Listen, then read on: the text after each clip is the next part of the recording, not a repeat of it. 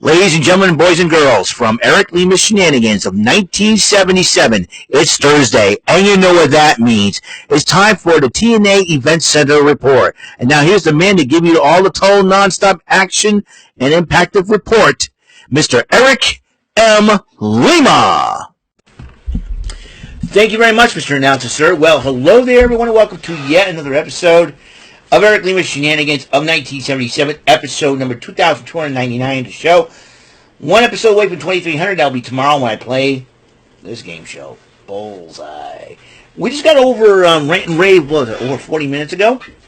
I want to thank Jordan and Brandon once again for getting me on the show. It was just the three of us, and Michael is going to be, Michael Mabardi will be back. Taking vacation, my good friend. Hope you get keep doing your thing, brother. So also I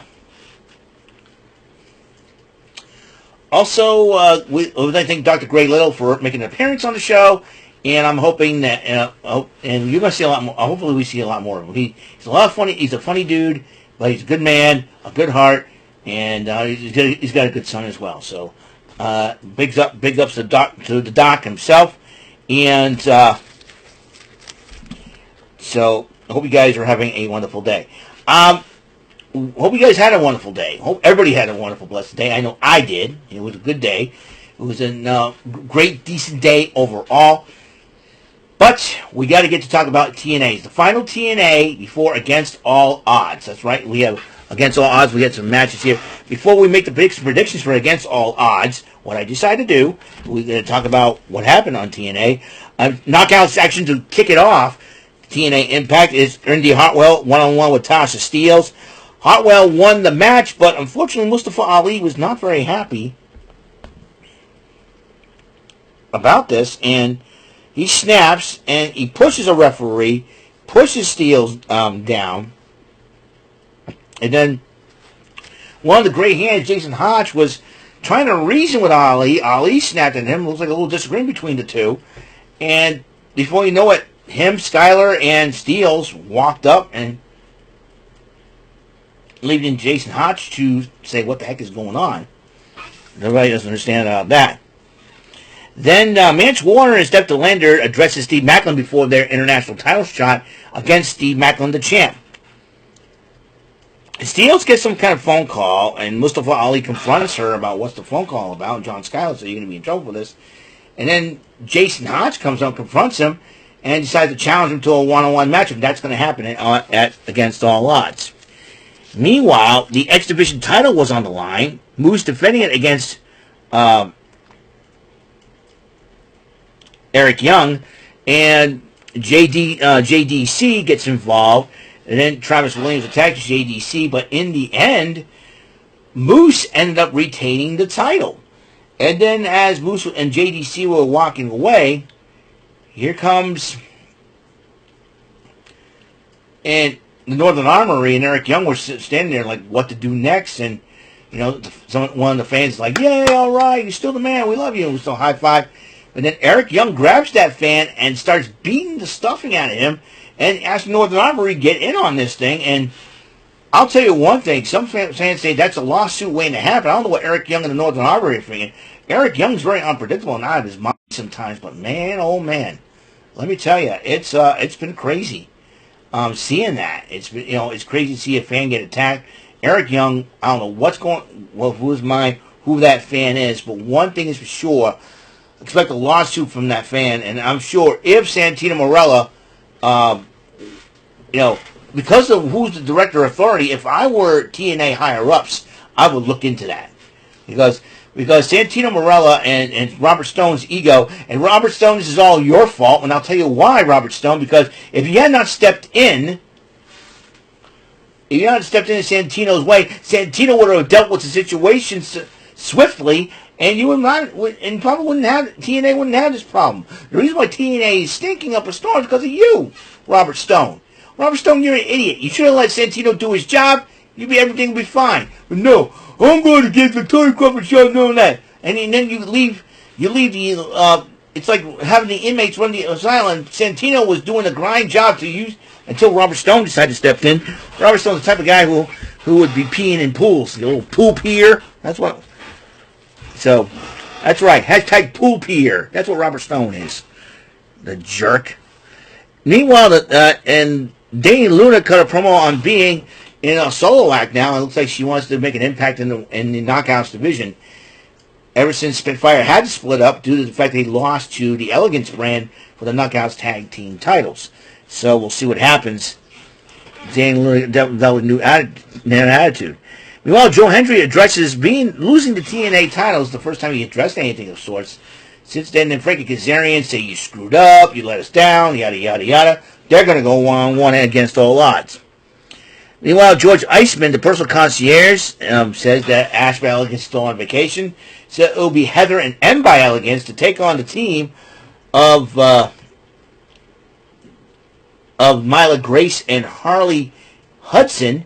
And because of the Elegance brands and the way they cheat, the Elegance brand ends up winning the matchup. Then Zaya Brookside and Rosemary throughout the whole day has been locked outside with separate rooms with no water, no food, and no light at all. And Zaya Brookside was about to lose it. I mean, to prepare, that's how you prepare for Monsters Ball. I don't know why you want to do that. You know, locking someone in a room for 24 hours, no food, no water. I wouldn't survive that. I'd be busting down the door, starting attacking everybody. For goodness sakes, if that was me inside, going for a Monsters Ball match. It's like, how do you prepare for a Monsters Ball? Oh, stick with someone in the room and they have to stick in there with no food and no water, and no light for 24 hours. I've got to be kidding me. I thought he would fall asleep though for the whole time. I thought he would stay up late and then fall asleep. Hey, wake up! That's what I would do. Basically, I would just fall asleep. I would just go to sleep and just not say a word and just.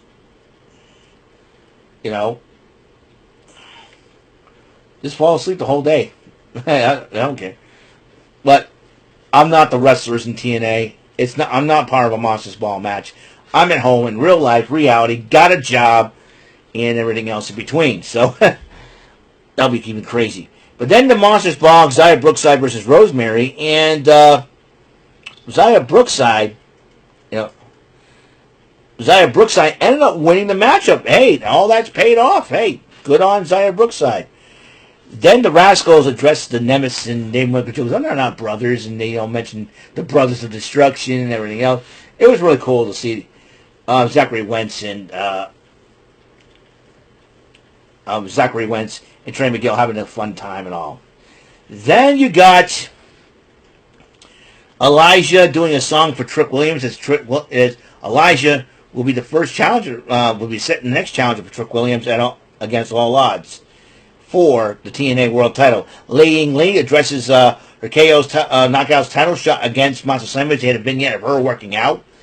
And Santino Marella addresses the Brampton crowd about could be his final day as Director of Authority. As you know, tomorrow, Santino Marella will have Ariana Grace in his corner. Meanwhile, Robert Stone will have Tessa Blanchard in his corner.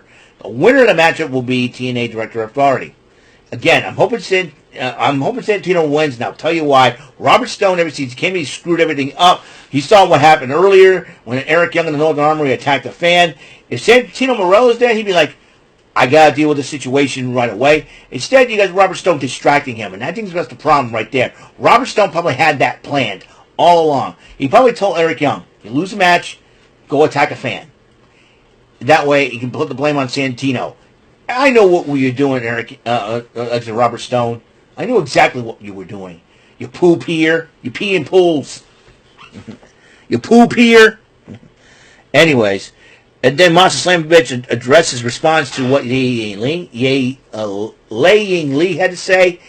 That's all, folks. And that's going to be something else.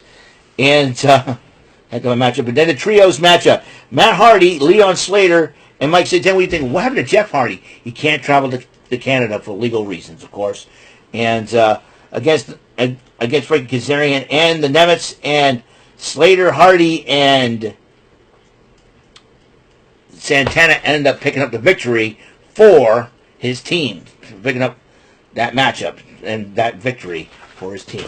Well, that is for the TNA Event Center, but we're not done yet, ladies and gentlemen. I got here the card for Against All Odds. TNA title will be on the line. Trick Williams defending it against Elijah. Tag titles on the line. The Nevis against the Rascals. The Kid Knockouts title on the line. Mata Slamovich against Lei Ying Lee.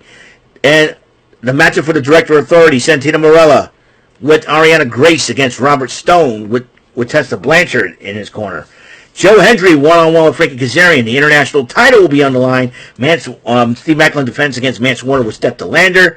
And Mustafa Ali goes one-on-one with Jason Hotch. Lots of things at stake here. Only three single matches. Only two single matches with nothing at stake. Possibly, but could be a ranking. Let's go TNA title on the line. Trick Williams against Elijah. Even though it's early for him, Trick Williams, to lose it, I say Elijah will try to bring it home. And I pick Elijah to win that one. TNA tag team title on the line. Nevis versus the Rascals. I'm picking the Rascals over the Nevis. Masha Slamovich defending the title against Lei Ying Lee. And I picked Lei Ying Lee to become the first Chinese Knockouts champion.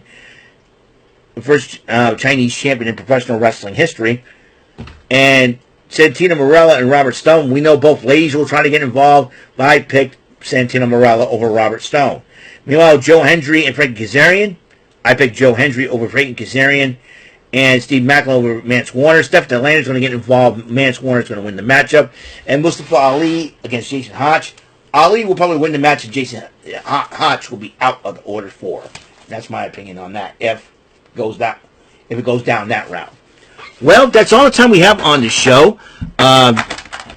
Episode 2299. Like I said, one episode away from 2300.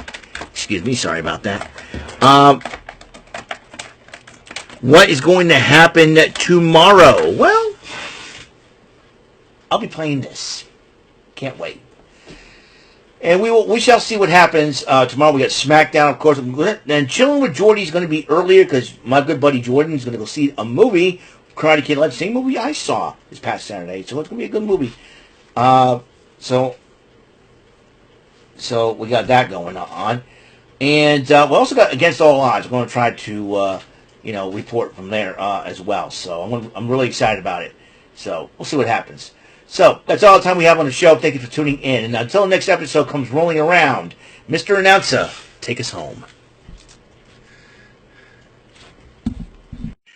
That is all for today's episode of the show. This is Mr. Announcer speaking for Eric Lima Shenanigans of 1977.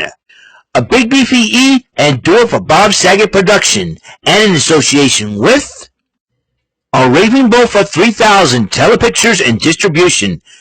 Thank you for watching another episode of Eric Lima Shenanigans of 1977. See you later on the next episode of the show. Goodbye for now.